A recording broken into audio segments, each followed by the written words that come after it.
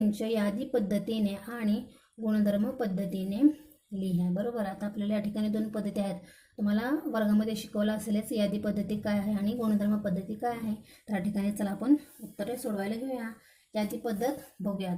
आता बघा, यादी पद्धतीमध्ये आपल्याला काय करायचं असतं, संच लिहायचा असतो आणि महिरपी कंसामध्ये आपल्याला ते सविस्तरपणे मुद्दे म्हणजे जे काय असतील ते संच आपल्याला मांडायचा असतो, त्याला आपण काय म्हणतो, यादी पद्धत म्हणतो। मध्ये या ठिकाणी आपण लिहूया यादी पद्धतीमध्ये पहिला लिहूया संच ए बरोबर। आता याच्यामध्ये काय बघा, यादी पद्धतीमध्ये आपल्याला लिहायचे कोणते दोन संच लिहायचे, ठीक आहे। या ठिकाणी बघा, तांबडा, नारंगी, पिवळा, हिरवा, निळा, पारवा आणि जांभळा हा काय झाला आहे, ही एक मी या ठिकाणी यादी पद्धत लिहिली आहे। त्यानंतर बघूया गुणधर्म पद्धत।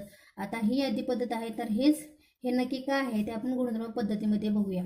तर गुणधर्म पद्धत याची कशी येईल, तर संच ए बरोबर महिरपी कंसामध्ये एक्स असा आहे की एक्स हे इंद्रधनुष्यातील रंग आहेत। आता बघा, ता, ना, पी, ही, नी, पा, जा, बरोबर, हे तुम्हाला माहिती आहे, ठीक आहे। इंद्रधनुष्यातील रंग आहेत, व त्याच्यामुळे हे जे आपण संच ए लिहिला आहे यादी पद्धतीमध्ये ते काय आहे, तर ते इंद्रधनुष्यातील रंग आहेत। मग त्याच्यामुळे हे यादी पद्धत आहे ती गुणधर्म पद्धतीमध्ये कशी येणार, तर संच ए म्हणजेच काय येईल, तर एक्स हे असे घटक आहेत की एक्स हे इंद्रधनुष्यातील रंग आहेत, ठीक आहे। तर आता दुसरं बघा आपण यादी पद्धत। संच बी बरोबर महिरपी कंसामध्ये -2 -1 0 1 2 आणि 3।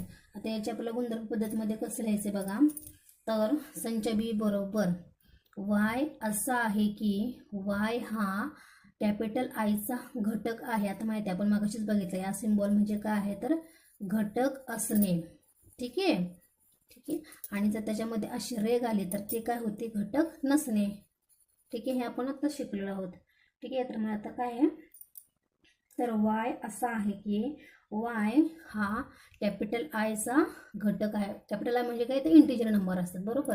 म्हणजेच तिथं काय येणार, म्हणजेच काय येईल बघा, तर हे -3, ठीक आहे।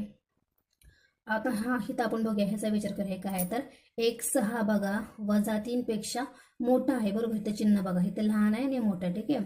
तर एक्स हा -3 पेक्षा मोठा असणार आहे आणि इथे एक्स हा +3 पेक्षा लहान असणार आहे किंवा तो बरोबर देखील असणार आहे, ठीक आहे। म्हणजे एक्स जो आहे तो -3 आणि +3 याच्या दरम्यान कंपल्सरी असणार आहे।